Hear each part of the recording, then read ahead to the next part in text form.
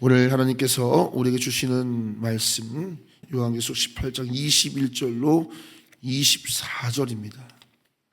한 절씩 교독합니다. 이에 한 힘센 천사가 큰 맷돌 같은 돌을 들어 바다에 던져 이르되 큰 성 바벨론이 이같이 비참하게 던져져 결코 다시 보이지 아니하리로다.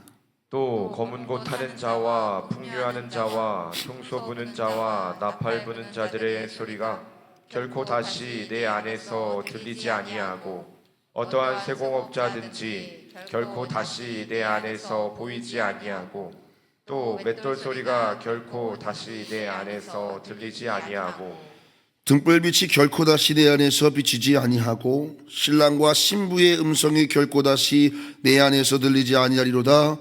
너희 상인들은 땅의 왕족들이라 내 복술로 말미암아 만국이 미혹되었도다. 선지자들과 성도들과 및 땅 위에서 죽임을 당한 모든 자의 피가 그 성 중에서 발견되었느니라 하더라. 아멘. 오늘 요한계시록 18장 21절로 24절을 본문으로 결코 다시 볼 수 없는 두 가지라는 제목으로 함께 말씀을 나누도록 하겠습니다. 자, 여러분, 우리가 성경을 묵상을 할 때 여러 가지 묵상의 도구들이 있겠지만 대표적으로 전체 문맥을 살피는 것이 제일 중요합니다. 쉽게 말하면 한 구절만 딱 떼어서 묵상하다 보면은 매우 위험해질 수 있습니다. 성경은 문맥이 있기 때문에 어떤 구절을 묵상하거나 해석할 때는 가장 기본적으로 문맥 속에서 그 내용을 이해하는 것이 제일 중요합니다. 그냥 그 한 구절만 가지고 묵상을 하게 되면은 그것도 힘이 있지만 때로는 위험성도 있습니다. 이단들이 자주 사용하는 방법이지요. 자기들의 교리를 딱 정해놓고서는 그 교리를 뒷받침할 수 있는 구절들을 성경에서 막 뽑아가지고 자기들의 교리를 주장합니다. 그래서 가끔 말씀을 사랑하는 성도들 중에 순수한 분들은 그래서 이단에게 당하는 겁니다. 말씀이 입증한다고 생각을 하는 거죠. 그러나 말씀은 전혀 다른 걸 이야기하고 있는데 그냥 자기들의 입맛에 맞게끔 구절을 가져와 가지고 자기들의 교리를 지지하는 말씀으로 막 사용하는 그 이단들의 행태가 있지요. 자, 여러분, 그래서 말씀 묵상할 때는요 반드시 앞과 뒤의 문맥 속에서 본문을 이해하는 습관을 갖는 것 꼭 기억하세요. 되게 중요합니다. 신천지나 이단들이 다 이런 것 때문에 여러분 우리가 미혹된다고 보시면 되겠습니다. 자, 두 번째는 말씀 묵상할 때 두 번째는 첫 번째가 문맥이고 두 번째는 반복되는 단어나 문장을 파악하라. 이것이 기본적인 것입니다. 성경이 강조하고 싶은 내용을 전달할 때 효과적인 수단을 성경이 사용하는데 그건 바로 반복입니다. 그래서 여러분이 말씀을 읽을 때 반복되는 단어에 동그라미를 치고 이런 질문을 하는 거죠. 왜 이 단어를 반복하실까? 이렇게 질문을 던지고 질문에 답을 고민하다 보면 여러분의 묵상이 피상적이지 않고 또 깊은 묵상으로 안내를 받을 수 있습니다. 그래서 문맥, 두 번째는 반복된 단어나 문장, 왜 이 단어가 반복될까? 이런 고민을 질문을 던지는 게 되게 중요합니다. 자, 오늘 본문도 읽다 보면 오늘 본문이 고작 4절밖에 되지 않습니다. 그죠? 아주 짧습니다. 21절부터 24절이니까요. 4절입니다. 그런데 이 짧은 4절 속에 무려 6번 반복되는, 심지어 23절에서는 3번이나 반복되고 4절에서 6번 반복되는 두 단어가 등장하지 않습니까? 자, 뭐가 있지요? 결코, 그리고 다시라는 단어입니다. 여러분 한번 쫙 보세요. 오늘 본문에 보시면 어머, 그러네. 결코 다시가 6번 반복됩니다. 무려 4절 속에. 아까 여러분 읽을 때 마치 랩처럼 느껴지지 않으셨어요? 계속해서 그렇게 등장합니다. 자, 21절에서는 뭐라고 말합니까? 바벨론 성이 맷돌이 물에 빠진 것처럼 결코 다시 보이지 않을 것이다. 이것은 이 바벨론이라고 하는 세상의 중심의 존재적인 소멸을 말하는 겁니다.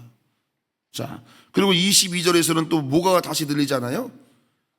검은 고와 풍류 소리가 결코 다시 들리지 않을 것이다.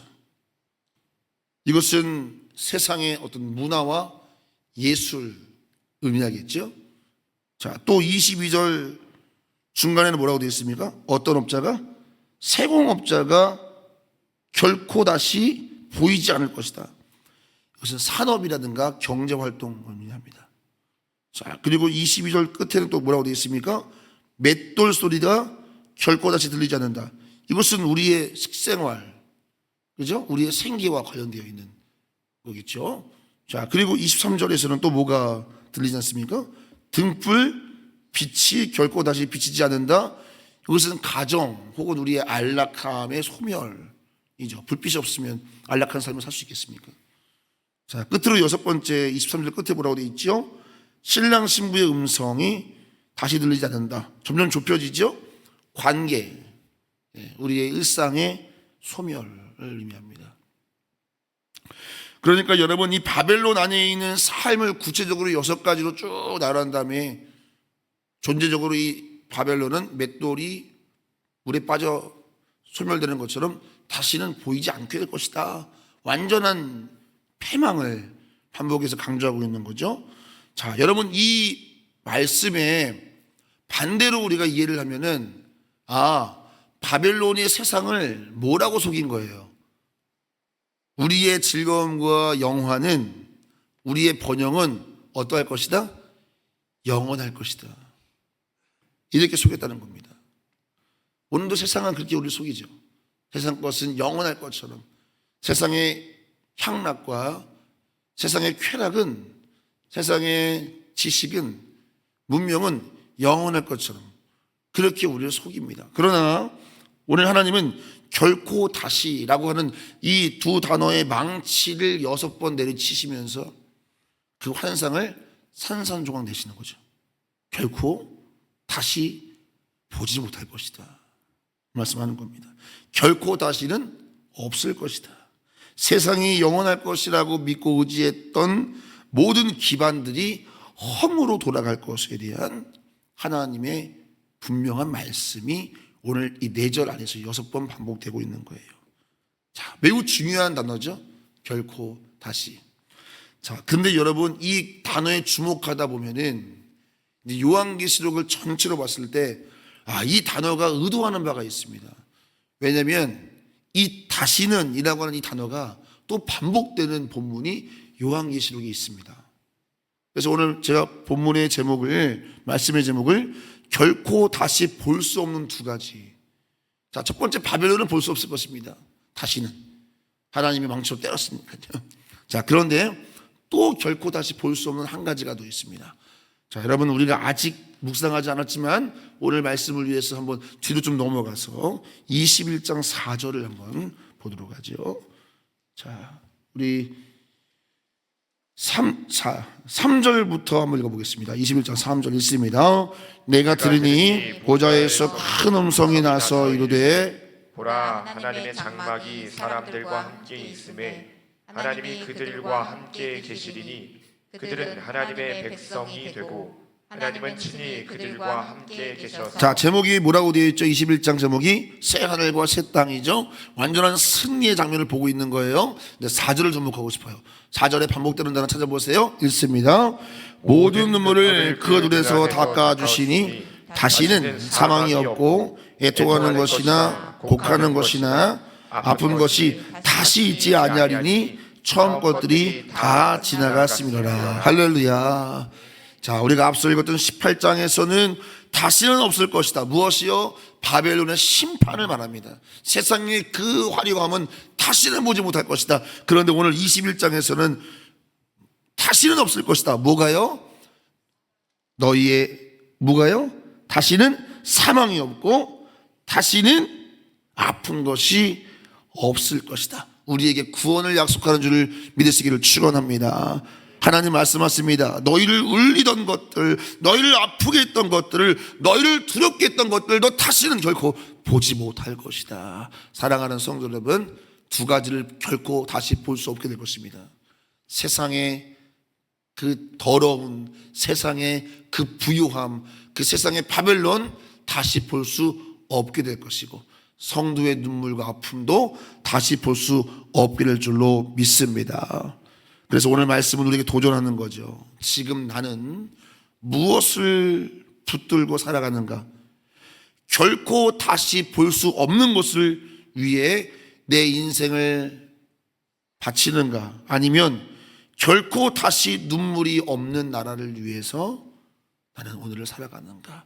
여러분 스스로에게 질문을 던지면서 나는 결코 다시 볼 수 없는 나라인가? 결코 다시 눈물이 없는 나라를 위해 살고 있는가?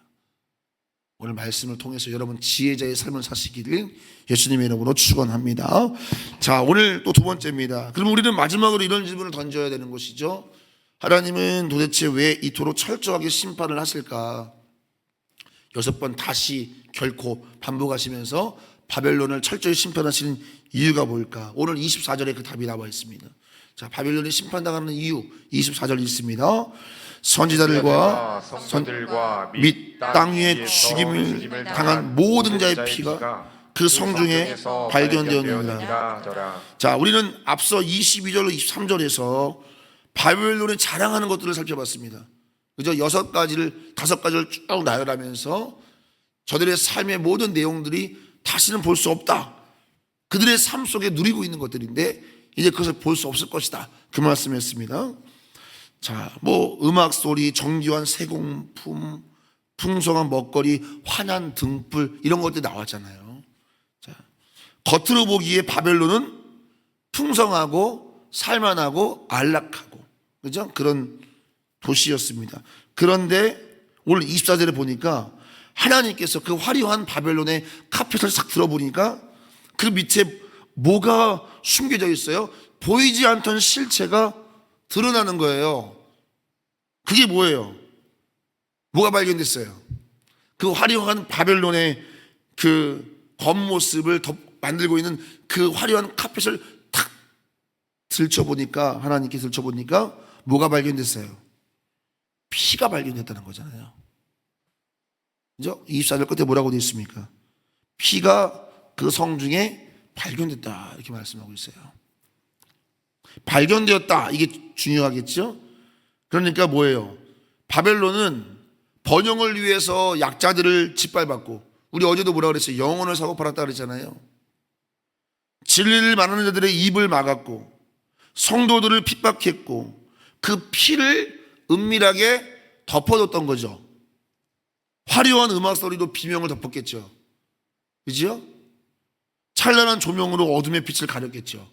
그런데 하나님이 그것을 다 들춰내시는 거예요. 발견되었다. 뭐가요? 그 화려함 속에 감춰놓은 그들이 그 죄악과 그들의 탐욕을 위해서 흘린 성도들의 눈물과 피를 하나님께서 찾아내신다. 그리고 공의의 심판을 하신다. 그 말씀이 24절의 말씀의 내용인 거예요. 하나님은요, 성도가 흘린 눈물을 결코 잊지 않으시는 공의로운 심판자, 재판장이라는 것을 우리에게 말씀하고 있는 거예요. 바벨론이 선지자들의 목소리를 침묵시켰기 때문에 하나님이 이제는 바벨론의 소리를 영원히 침묵시키시는 거예요. 아예 그들을 바다에 빠뜨려 버리시는 거예요. 이것이 하나님의 공의다 말씀하는 거예요. 사랑하는 성도 여러분, 요한계시록은 반복해서 우리에게 이런 도전하는 거죠. 세상이 아무리 거대 보이고 아무리 악이 승리하는 것처럼 보여도 낙심하지 말라는 거예요. 하나님은 여러분의 눈물과 흘린 피, 세상의 것을 가리고 있고 덮어버렸을지라도 하나님 반드시 그것을 들춰내셔서 오늘 말씀처럼 발견될 날이 있는 줄 믿으시길 축원합니다. 이 말씀은 동시에 우리에게 거룩한 두려움을 줘요. 어떤 두려움이에요? 혹 나는 나의 성공과 나의 안락함을 위해서 누군가의 희생과 눈물을 위해 내 삶을 세우고 있지는 않은가?